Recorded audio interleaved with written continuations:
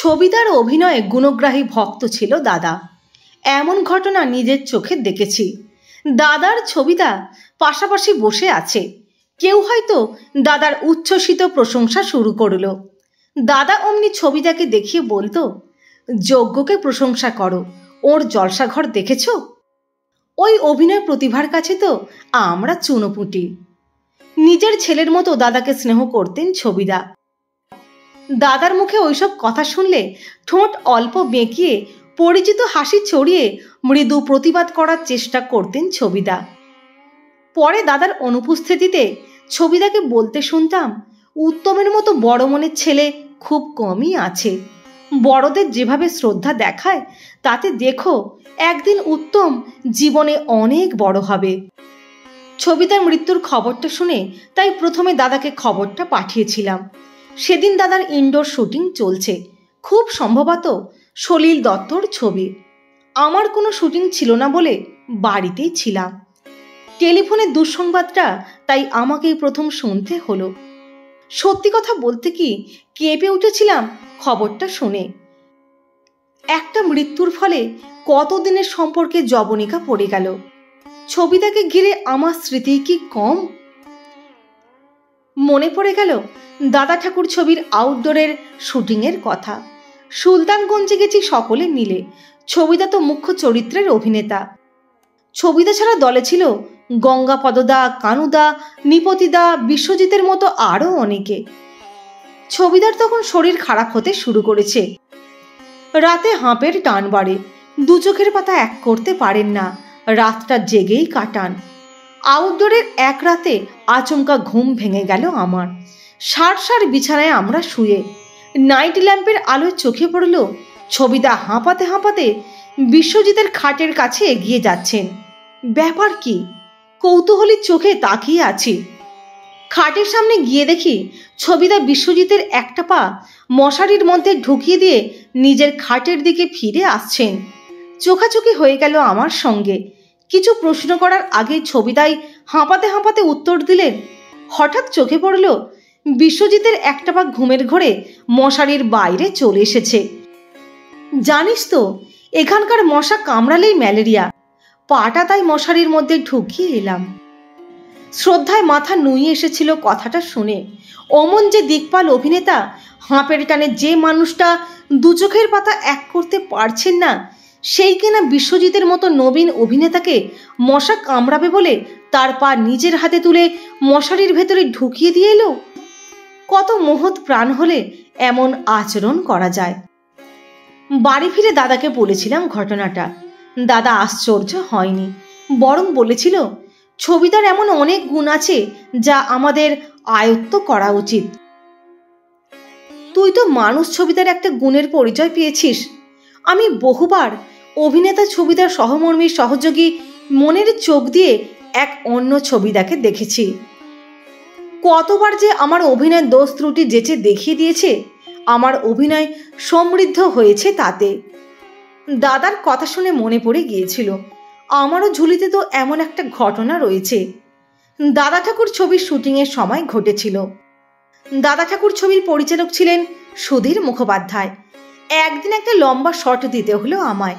ছবিদার আমার কথোপকথন, যদিও ডায়লগ ছিল আমারই মুখে।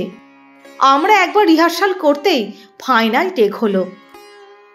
আমি সবে ডায়লগ শেষ করেছি, সুধীর তা কাট বলতেই ছবিদা দড়াম করে একটা চর বসালেন আমার পিঠের ওপর। আমি তো অবাক, কিছু ভুল করে বসলাম নাকি? ছবিদা গলা নামিয়ে বললেন, এত বড় একটা শট দিলি ক্যামেরার দিকে না তাকিয়ে? পরক্ষণে গলা তুলে বললেন, ভাই সুধীর, আমি একটা ভুল করে বসেছিলাম, তুমি আর একবার শটটা নাও। ফ্লোরে লাইটম্যানদের দিকে তাকিয়ে হাঁক পারলেন, ব্রাদার, আর একবার লাইটটা দাও হে। অবাক হয়ে গিয়েছিলাম সেদিন ঘটনায়। পর্দায় সকলেই নিজের মুখখানা বেশি করে দেখতে চায়। সহ অভিনেতাদের জন্য কে ভাবে? ছবিদা ছিলেন ব্যতিক্রম, অন্যের জন্য তার মন টানত। দ্বিতীয়বার শট দেবার পর আপ্লুত হয়ে পড়েছিলাম। মেকআপ রুমে সকলের অজান্তে ছবিদার পায়ে হাত দিয়ে প্রণাম করেছিলাম। ছবিদা আমার মাথায় হাত রেখে আশীর্বাদ করে বলেছিলেন, বড় অভিনেতা হও। ছবিদার মৃত্যু সংবাদটা পেয়ে দাদাকে ফোন করে বলেছিলাম, আরজিকর হাসপাতালে ছবিদার মৃতদেহ আছে, তুমি এখানেই চলে এসো। ও প্রান্ত থেকে দাদার ধরা গলায় শুনেছিলাম, ঠিক আছে তুইও আয়। সে এক অবিস্মরণীয় অভিজ্ঞতা। হাসপাতালে ঢুকবো কি করে, লোকে লোকারণ্য চারিদিক। সকলেই তাদের প্রিয় শিল্পীকে শেষবারের মতো দেখতে চায়। দুশ্চিন্তা ছিল দাদাকে নিয়ে। একে তো হাসপাতাল ঘিরে চাক বাঁধা ভিড়, দাদা ওই ভিড় ঠেলে ঢুকতে পারবে কিনা সন্দেহ। তাছাড়াও একটা ভয় মনে দানা বাঁধল, ছবিদার মৃতদেহ দেখে দাদার কি প্রতিক্রিয়া হয়। এমনিতেই দাদা মৃত্যুকে সহ্য করতে পারতেন না। প্রিয়জনের মৃত্যু তো দাদার কাছে চরম আঘাত। নিজের বাবার মুখাগ্নি পর্যন্ত করতে পারেননি দাদা এই মানসিক দুর্বলতার কারণে। কি সব কায়দা করে যেন পুলিশের সাহায্যে দাদার গাড়ি হাসপাতালে ঢুকে পড়েছিল। তেমন কোনো অসুবিধা হয়নি। গাড়ি থেকে নামার সময় দেখি দাদার চোখ লাল হয়ে উঠেছে। আমার সন্দেহ হচ্ছিল ছবিদার মৃতদেহ দেখে দাদা না আবার অসুস্থ হয়ে পড়ে। তবুও এসব বাধা দেওয়া যায় না, সারা জীবনের আফসোস থেকে যেতে পারে। কয়েকজন এগিয়ে এসে যখন দাদাকে ছবিদার কাছে নিয়ে গেল, আমি সঙ্গী হলাম দাদার। সে এক মর্মান্তিক দৃশ্য। ছবিদাকে টান টান করে শুয়ে রাখা হয়েছে। এক নজরে দেখলে ধরাই যাবে না মানুষটা আর বেঁচে নেই। এক নজরে দেখলে ধরাই যাবে না মানুষটা আর বেঁচে নেই। পৃথিবীর মায়া ত্যাগ করে পাড়ি দিয়েছেন চির শান্তির দেশে।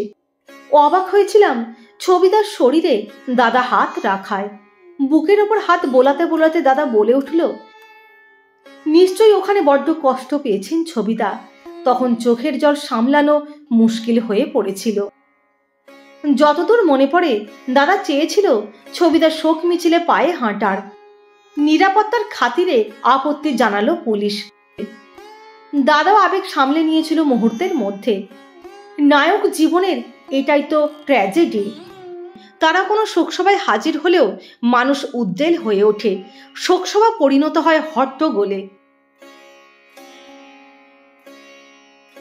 দাদা সকলের আড়ালে সেদিন হাসপাতাল ত্যাগ করেছিল। ছবিদার শোক মিছিল বেরোলো বেশ খানিকটা পরে। বিরাট আকার নিয়েছিল শোক মিছিল। দাদা যে ছবিটাকে বাংলা ছবির সম্রাট বলতো তা কতটা সত্যি তার প্রমাণ দিয়েছিল সেদিন বাঙালি দর্শককুল। প্রিয় অভিনেতাকে চোখের জলে বিদায় দিতে হাজার হাজার মানুষ জড়ো হয়েছিল হাসপাতালের বাইরে।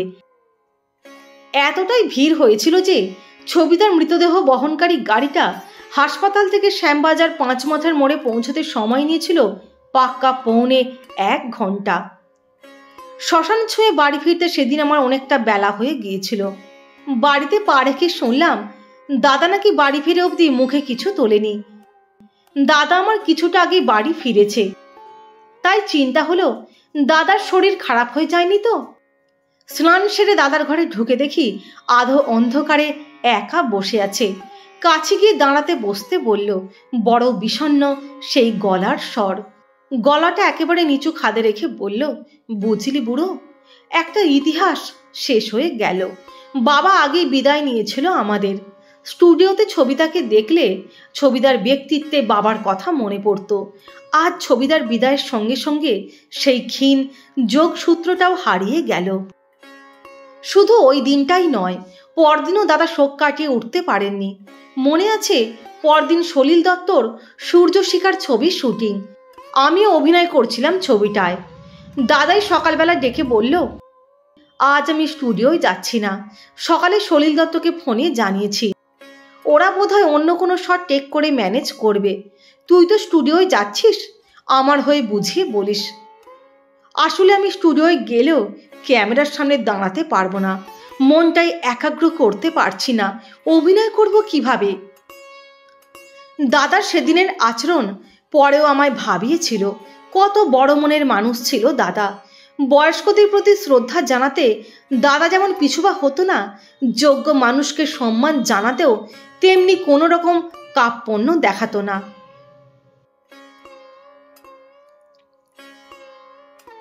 বন্ধুরা, কেমন লাগলো ভিডিওটি? অবশ্যই আপনাদের মূল্যবান মতামত জানাবেন। লাইক, শেয়ার এবং সাবস্ক্রাইব করে সঙ্গে থাকবেন। সকলে ভালো থাকবেন, সুস্থ থাকবেন।